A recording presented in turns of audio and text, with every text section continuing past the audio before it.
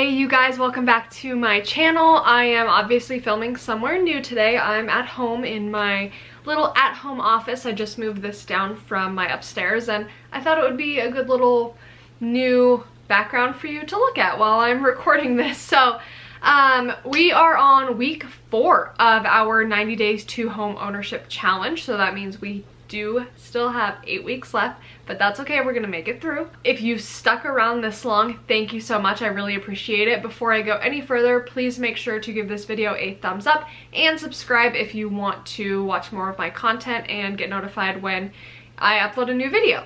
We are going to jump into week 4, and that is searching strategically for your home. So you've already gotten pre-approved, you already understand the home buying process, so you're not going to be as overwhelmed as one would if they didn't watch weeks 1 through 3.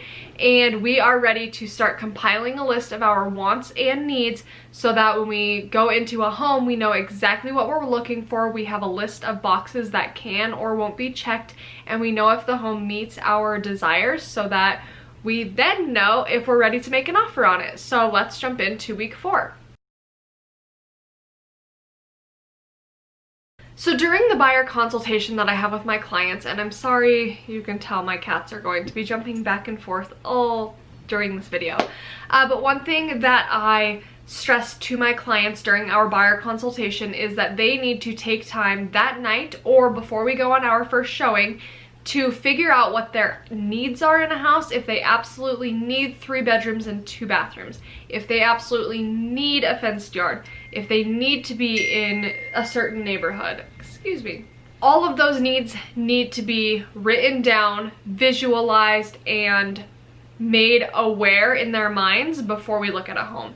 And then I also ask them to compile a list of wants. Now obviously the wants, everyone wants granite countertops, I'm sure. Everyone wants a vinyl fence. Those are things that we're not going to be very nitpicky about. If it comes with it, that's great. But we're really gonna focus on the needs. And then anything else outside of the list of needs is just the sprinkles and the whipped cream and the cherry on top. By having my clients write down exactly what their needs are, they can tell me what those needs are that they're looking for, and then I can make mental note of that as well, revisit it before we go into a showing, and help bring that awareness back into their mind.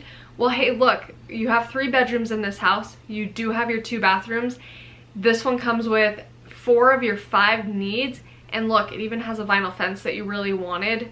Does that kind of help even out the loss of the 5th need that you had on your list? Would this be worth making an offer on today?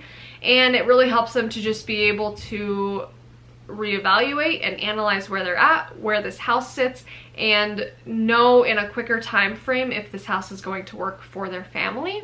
It might sound silly, needing a needs and a wants list is very basic as far as the sound of it goes, but it really does make a huge difference in physically writing it down, physically picturing yourself in the house with your wants and your needs, and then moving forward with the showing. I always set my buyers up on a listing alert, and that means once a new property is entered into the MLS, the new listing goes straight to their inbox. They're not having to sift through Zillow or Realtor.com or any of those online web platforms. It's going directly to their inbox. When they come up with their needs and want lists, I try to adjust the search filters based off of their criteria. So if they tell me they absolutely need a 4-bedroom house, I will not put the parameters at a 3-bedroom minimum. They are getting stuck with 4 bedrooms. If it doesn't have 4 bedrooms, it's not going into their inbox.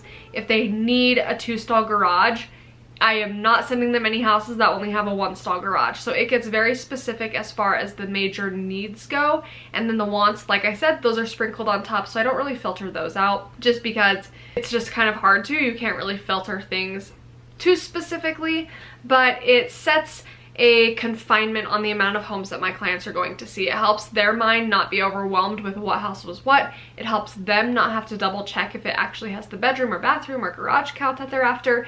They're trusting me to make sure the homes that are being sent to them are exactly what would fit their needs. This is a very crucial step in my home buying process. I do it with all of my clients unless they're very lucrative on what they're looking for, and they know when they know what's going to work, and then I'll just kind of let them take the reins and they can tell me what house they want to look at, and I don't set them up on a search. But for the most part, I set my clients up on a search. We go over the wants, the needs. You've heard all of that. I do have a wants and needs list on my computer that I will provide you if you are just kind of trying to brainstorm and want to look at homes on your own time. So let me know if you would like to get your hands on that sheet completely free. You just have to email me or message me, and all of my information will be in the description box below. So I'm going to wrap up week 4. I think you understand exactly what I'm trying to relay to you. Thank you for tuning in. I hope you've been enjoying it. Please, again, let me know if you like it on YouTube or IGTV. I found a simpler way to put it on both, so I'll most likely put it on both, but I do like to know just for future reference. But with that, I am going to wrap up. I will see you guys back here for week 5. And week 5 is all about how the online search system will work. So I did touch base on it a little bit right now, but I will go over a few other things that I didn't touch on in this. So next week will be super quick and simple as well. I will see you guys later.